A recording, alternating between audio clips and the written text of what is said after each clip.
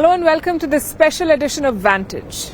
We are at the Dubai City Expo. Day 2 of the COP28 Climate Summit is about to conclude. It's been an eventful day.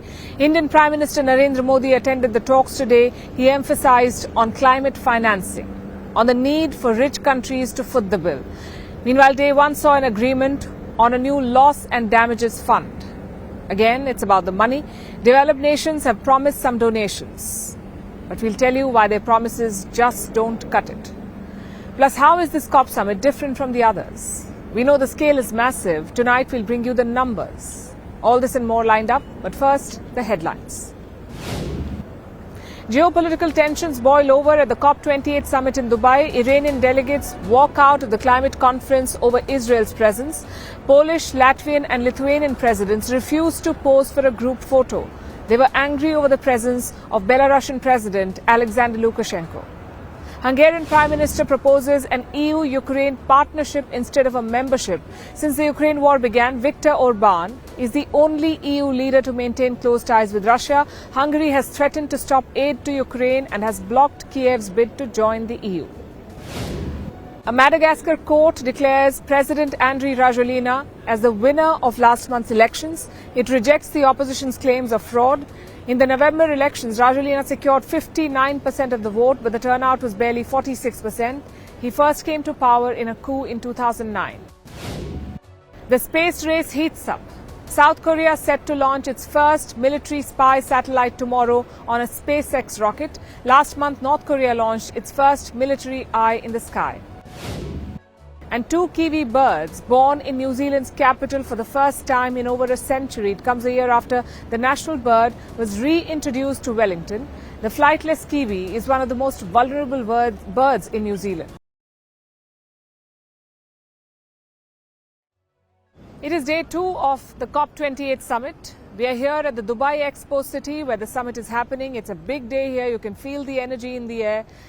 There's a rush for climate action. Today, leaders at COP28 met to decide what the future of climate action will look like. Some of them have given the summit a miss, like Chinese President Xi Jinping and US President Joe Biden. It's ironic given that these countries are the biggest polluters in the world. But the others are here.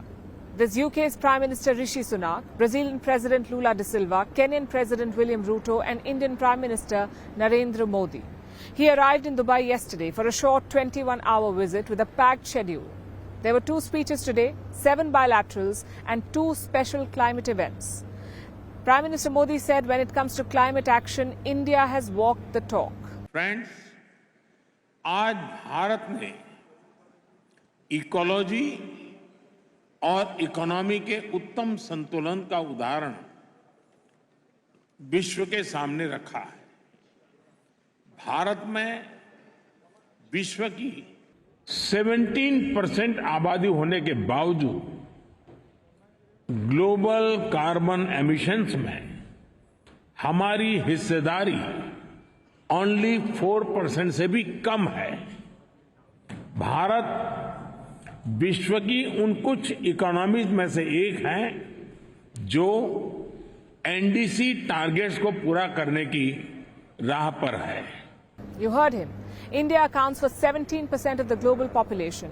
But when it comes to emissions, we account for less than 4%, which places India in a unique position, a position of leadership. India is the world's 5th largest economy. It has emerged as the voice of the global south. It is bearing the brunt of climate change, but also leading with climate action.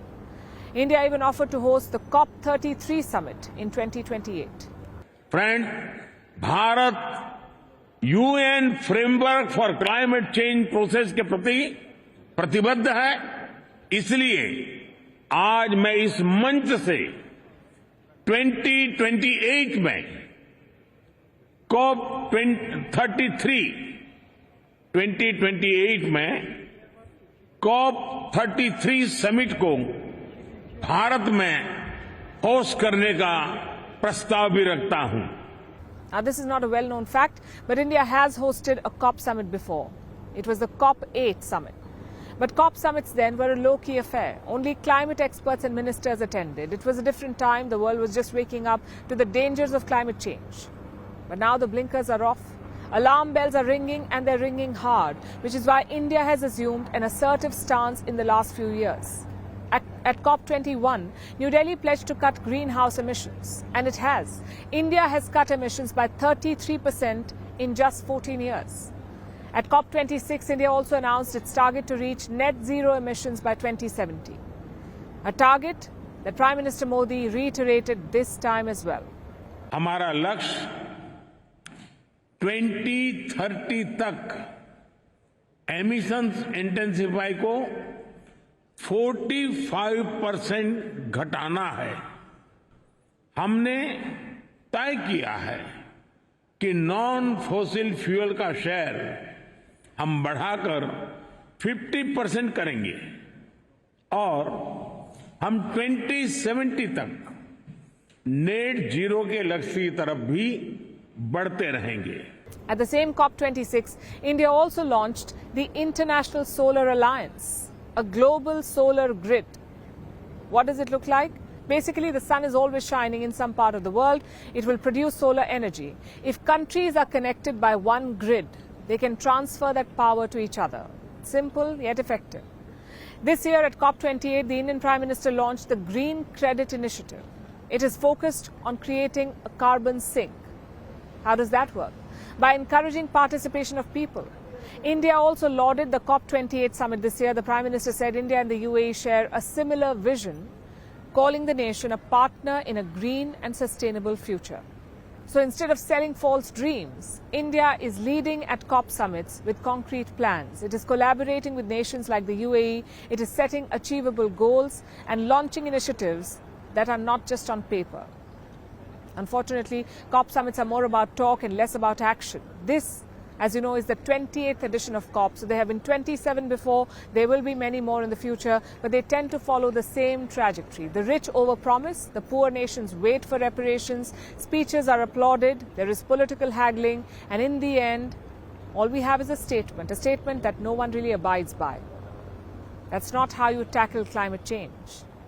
Climate action is the need of the hour, and India is leading the way with its actions. Which brings us to the summit itself. And if you know Dubai, you know they go the extra mile. The city has a thing for records. They have the world's tallest building, the Burj Khalifa, the world's biggest shopping mall, the Dubai Mall, and now they're hosting the biggest COP summit in history. So let's look at this event purely through numbers.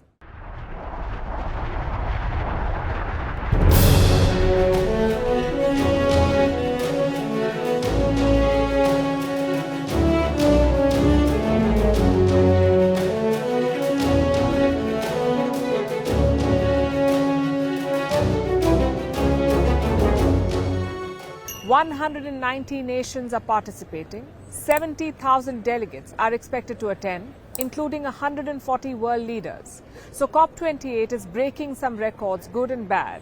Yes, this is the biggest COP summit in history, but the carbon footprint is also massive. Even if all delegates fly commercial, they'll account for 210,000 tons of carbon dioxide. Plus, there are private jets. World leaders and some corporate bigwigs use their own jets, which means even more emissions. So travel alone could account for 80% of the conference's emissions. The United Nations is calling COP28 a reality check. The focus is on one figure, 1.5 degrees Celsius. The threshold set in Paris prevent the Earth from heating by 1.5 degrees Celsius. But progress has been abysmal. The world has already warmed by 1.3 degrees Celsius. We could hit 1.5 in the next 6 years. So the world needs urgent action. Climate change is already bleeding the economy. Global losses stand at $4.3 trillion. 4.3 trillion, and this is a moderate estimate. So think of climate action as investment and not expenditure. How much do we need? $300 billion according to the United Nations, $300 billion by 2030. That's what we need to tackle climate change. By 2050, this bill could rise to $500 billion, which brings us to something called a damage and loss fund. Climate change was driven by rich countries, the historical emitters. They must pay for the damage and loss. How much? $100 billion a year. But they're not paying. As of last month, they'd paid less than $10 billion. less than 10% of the 100 billion they promised. Yesterday, COP28 adopted this damage fund. Rich countries pledged millions to help poor nations. The UAE pledged $100 million, as did Germany. The UK pledged around $60 million. The United States committed $17.5 million to the fund. For perspective, this is the same America that has spent more than $50 billion on the Ukraine war, but $17.5 million for climate action. And this is also the world's biggest polluter. And these are just pledges as of now. We'll have to see how many of them walk the talk. The COP28 summit ends on December 12th.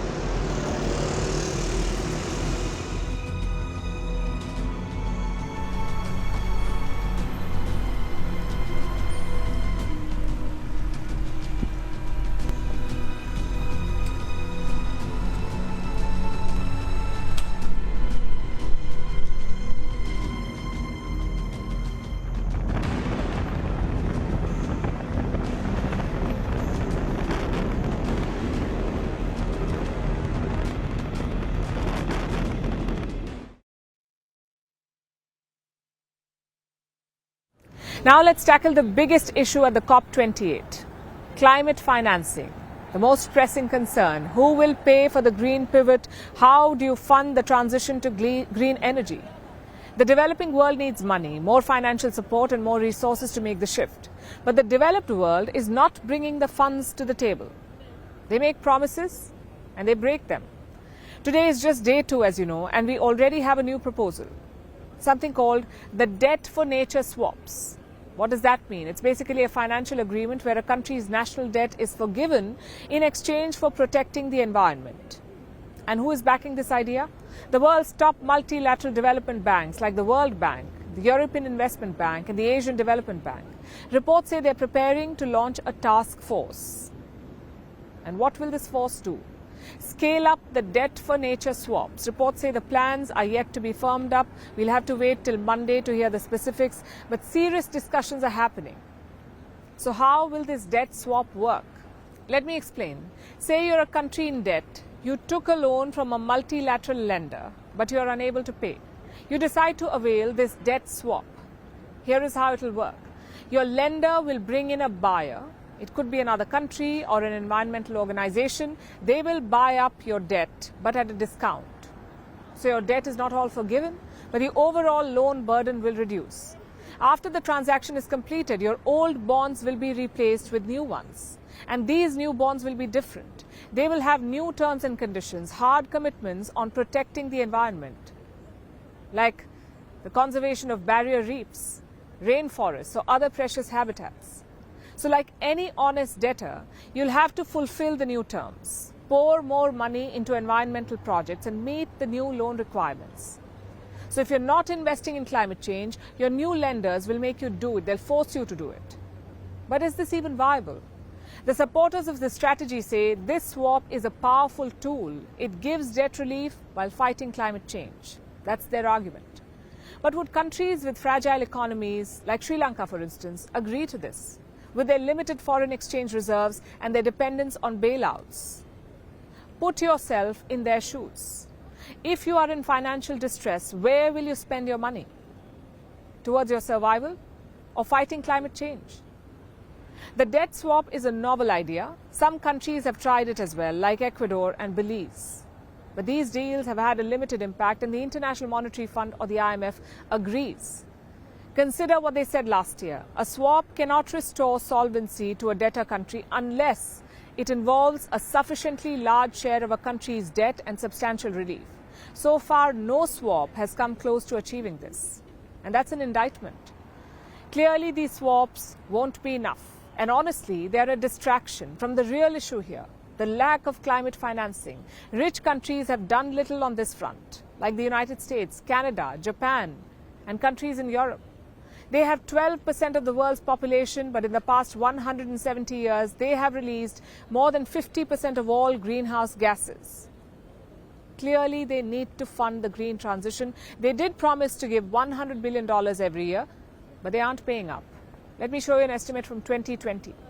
Instead of 100 billion, they spent about 24 billion, not even 25% of the promised sum. How will they fill this gap? They're offering debt swaps, planning to fight climate change with more loans. The developing world should not fall for this trap. They must unite and compel rich countries to put their money where their mouth is.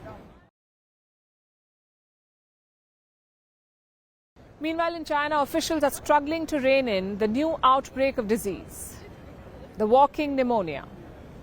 Now, the whole world is concerned, and images from China do not inspire confidence. Take a look at this.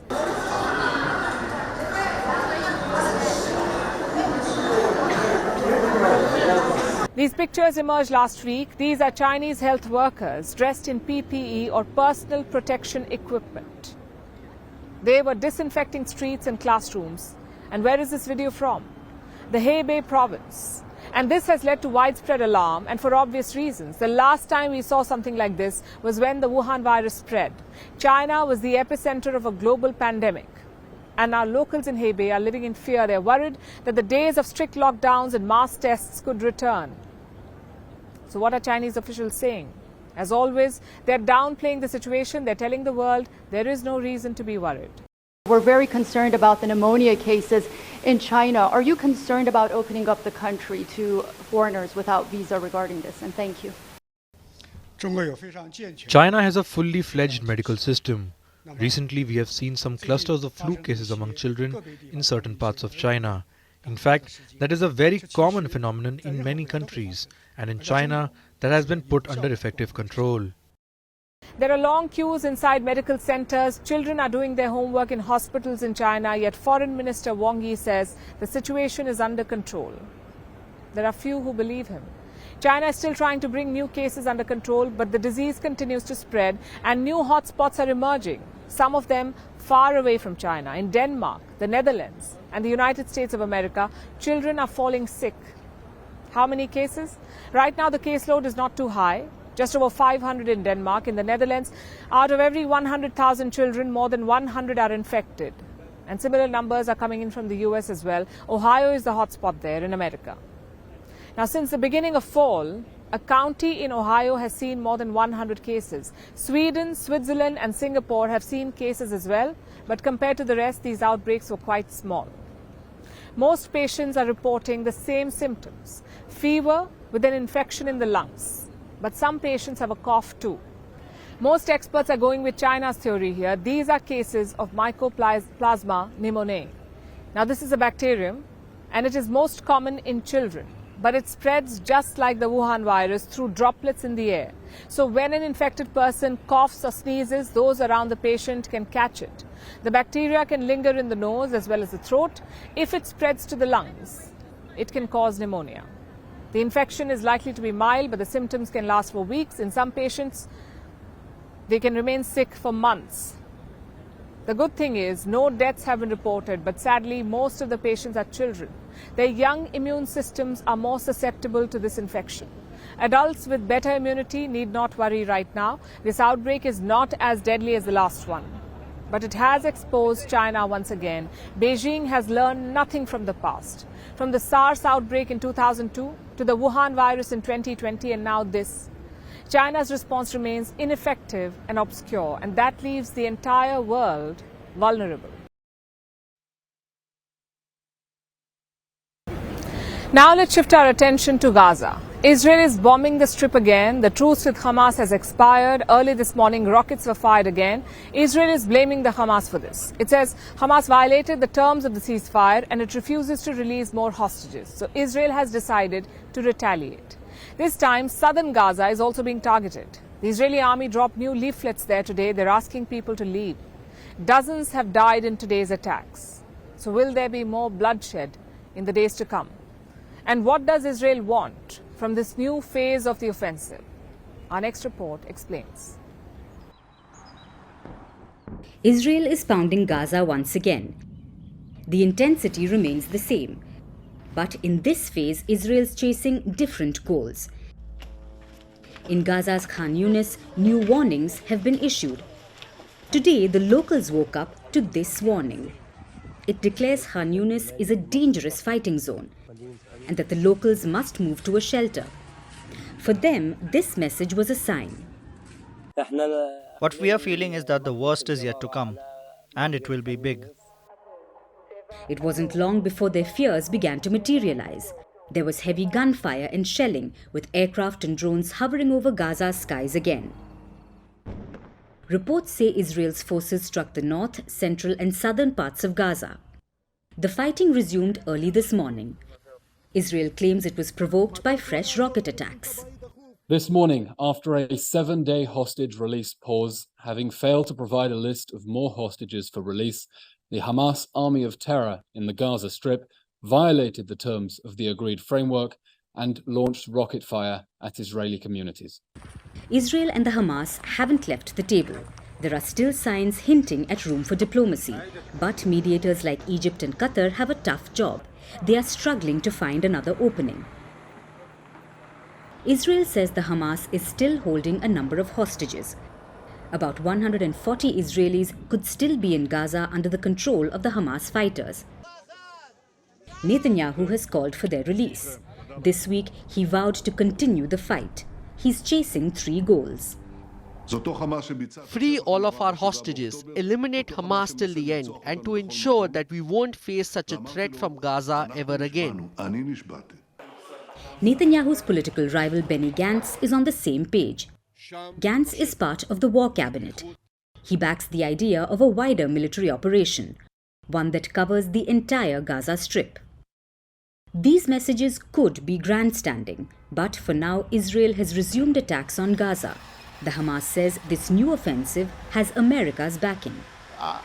There was a hidden intention for the Israelis that was accompanied by an American green light, and the Israeli side resumed bombing Gaza this morning. A new ceasefire for now is a long shot. The Hamas is said to be using the hostages as leverage. Reports say Hamas wants Israel to release more prisoners. This should include some senior Hamas members. But for now, Israel seems unwilling to pay that price. Any negotiation requires some give and take. But for the moment, no side is ready to blink first. Bureau Report, Firstpost.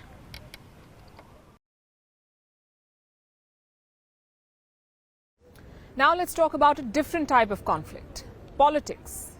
Politics can be as dirty and dangerous as war, but apparently not in Indonesia.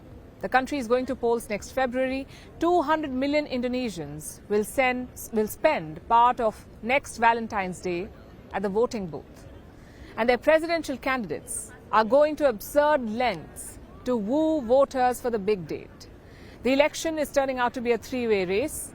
The candidates are all established politicians. 2 are former governors, 1 is the sitting defense minister. But despite their political offices, their campaigns are anything but solemn. Anies Baswedan is the former governor of Jakarta. He's campaigning on cats. He has 4 cats and they have their own Instagram page with thousands of followers and millions of views. This former governor is hoping that his cats can claw him up the opinion polls because he needs the helping paw. He's currently trailing. Ahead of him is this man, the Indonesian Minister of Defense and Dance, Lieutenant General Prabowo Subianto. He's been dancing his way to the top of the polls and into the hearts of young Indonesians. Subianto is famous for his happy dance. He's been breaking out the moves at major campaign events. Now, this man is 72 years old and he does seem quite charming with his awkward steps. It's endearing him to young voters. Too young to remember his past. The past of a genocidal general and dictator's son-in-law. That was Subianto. You see, this is not his first attempt to get power. He's tried everything before. He joined the military and rose up the ranks. He married the daughter of Indonesia's brutal dictator Suharto. Subianto was deployed to suppress the independence movement of Timor-Leste, a country Indonesia had taken over in the 1970s. Subianto is accused of war crimes during his time working there. And the brutality was not restricted to Timor-Leste. Even at home in Indonesia, the general is said to have kidnapped and tortured activists, those who wanted democracy. This was in 1998, weeks before the dictatorship fell. After the restoration of democracy, Subianto was dishonorably discharged from Indonesia's military. So he joined politics. In 2008, he founded his own party. He stood for the presidential election and lost. First in 2014 and then again in 2019. He lost to Indonesia's current president, Joko Widodo. But Subianto refused to accept his defeats. In 2019, his supporters caused a riot where 8 people died. Then he joined Widodo's cabinet as Minister of Defense. And this is a very brief look at the dancing defense minister's past. Of course, he denies all of this and dances past all the criticism. He spent some time carefully cultivating his new cuddly persona. And he's using it to win over Indonesia's young voters. The country has 200 million eligible voters. Almost half of them are under the age of 35, too young, like I said, to remember Subianto's brutal past. And they're also more likely to see his viral TikTok dance videos. It's the perfect situation for him. Plus, he has a controversial running mate, helping him attract young voters. Subianto's vice president is Gibran Raka Buming Raka, the eldest son of President Joko Widodo. He's 36 years old. Indonesia's constitution says he's too young to contest for vice presidency. But his father pulled some strings and he's become Indonesia's youngest vice presidential candidate. So this Indonesian election may look cute on the surface, but it seems to be covering up the dangers to its democracy. We'll have to wait to see if voters look past all of this, or whether the general's Javan jig gets him to Jakarta. The wait is over. The Tesla Cybertruck is here. It was announced in 2019, but then there were delays, missteps, and even morbid statements by Elon Musk. But it's finally releasing 4 years later, and that too at a hefty price. In 2019, it was priced at $39,900. Right now, it's selling for a whopping $60,990. That's close to double the original price, and yet the Tesla Cybertruck may not make a lot of money. Elon Musk says it will take at least 18 months for the truck to be a significant cash flow contributor. Our next story tells you why. In 2019, Tesla's lead designer took to the stage. It was the unveil of the Cybertruck. He had a metal ball in his hand. He threw it at the truck. It was supposed to be a demonstration of the bulletproof glass. But the glass broke. And along with it, Musk's dreams also came shattering down. His beloved Cybertruck was now a meme. It's all people talked about. 4 years later, Franz von Holzhausen got a chance at redemption. Now, you may remember an incident 4 years ago. Didn't quite go as planned. And Franz, maybe we should try it again. This time, it did not look like a metal ball, more like a basketball. He threw it at the truck. The glass did not break, and that's all that mattered. Yeah, great. I mean, I think we could probably have a pro pitcher love it if it still work. So anyway, it's the glass is tough, basically. That's what we're saying. So you don't have to worry about like rocks hitting the glass and cracking the glass. This glass is basically rock-proof. The release of the Tesla Cybertruck comes years after it was planned. Welcome. Elon Musk first announced it in 2019, and it caused quite a stir. The prototype evoked the world of Blade Runner or Mad Max. It generated curiosity and buzz. Even if it wasn't universally loved, it has since been Musk's passion project. And the billionaire loves to boast about it. He says it's stronger than bullets and faster than a Porsche. I should say tougher than bullets, tow pretty much anything, faster than a 911 while towing a 911. So, and deliveries begin now. Thank you. Musk is giddy at the prospects, but not everyone is excited. And that's because of the price point. The electric truck starts selling at $60,990. And this isn't even the original price. The original price was $39,900. Which means the selling price will be almost double. So will the Cybertruck be a money spinner for Elon Musk? The answer is no. It's selling at a ridiculously high price, but it won't make much money until 18 months later. Musk said it himself. Analysts have also called it a high-risk project. It may look very cool, and you may feel like a hero driving it. But the vehicle's unusual styling poses problems, especially the large flat plates of unbent stainless steel. It makes it very difficult to maneuver. Does that mean it'll be just a niche product? Musk says ramping up sales will take time, at least until 2025. But the Cybertruck could still be a success. Because it's exactly what Musk likes. It's big, it's unique, it's Tesla, and it's grabbing attention.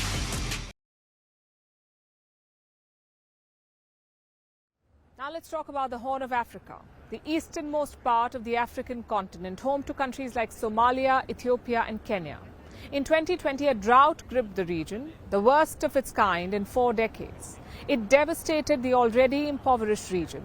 Now, these countries are finally emerging from it, but there is no joy because they're grappling with a new climate catastrophe. Drought has been replaced by deluge. Torrential rain is wreaking havoc across East Africa. Waters are tearing through entire villages. Nearly 300 people have died, over 2 million have been displaced, and over 4 million people are going hungry, including 1.5 million children. And the rains are not over yet. Here's a report. 3 years ago, East Africa was gripped by an unrelenting drought. This was the worst drought in 40 years. The Horn of Africa was left devastated. This region includes countries like Somalia, Kenya and Ethiopia.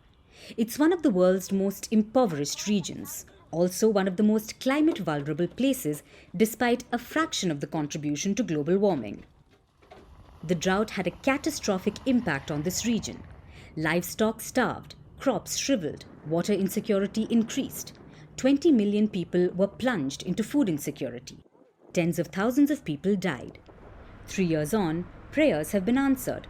The region is slowly emerging from the drought, but this is hardly a cause for celebration, because the Horn of Africa has gone from drought to deluge. During the drought, we were able to walk to get food. Now there is nowhere to walk. Due to the flood, we have water, but we cannot drink it or fish in it. Torrential rains began in October this year. They sent waters tearing through entire villages, washing through streets, damaging homes, bridges, schools and hospitals. According to newly released UN data, over 2 million people have been displaced across the Horn of Africa. Almost 300 people have been killed. There are fears of disease outbreaks, including cholera and malaria. The situation is bad, but it varies across countries. Burundi, Sudan, South Sudan and Uganda are all bearing the brunt, but Somalia, Kenya and Ethiopia are the worst hit. This is a once-in-a-century flooding in Somalia. 1.7 million people have been affected. At least 100 have died. About 4.3 million people are going hungry. 1.5 children under the age of 5 face acute malnutrition. In neighboring Kenya, at least 136 people have died in floods. 460,000 people have been displaced.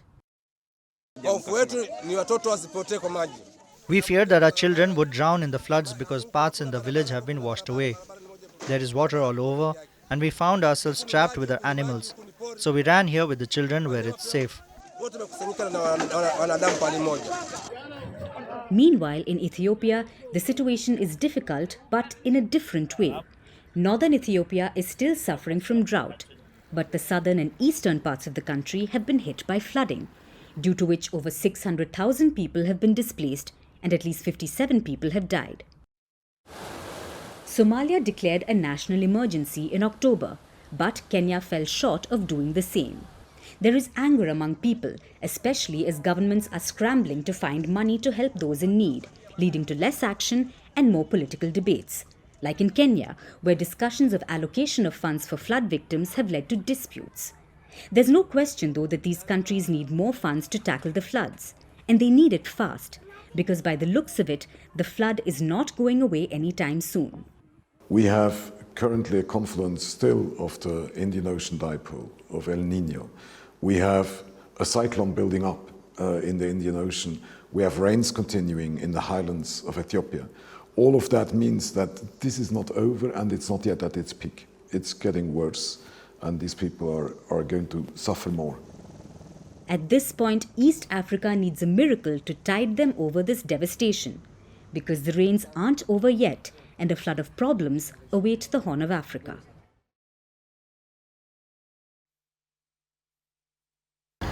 Now let's talk about Taiwan. The self-governed island is going to polls next month. It's being painted as a fight for Taiwan's future.